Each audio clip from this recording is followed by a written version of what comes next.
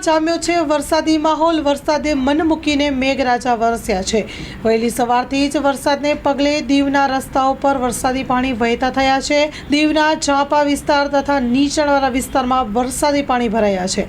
વરસાદી પાણી ભરાતા પર્યટકોને પારાવાર મુશ્કેલીનો સામનો કરવો પડે છે। વરસાદી માહોલ વચ્ચે દીવનું વાતાવરણ બન્યું છે આહલાદાયક। પર્યટકો માણી રહ્યા છે વરસાદની મજા।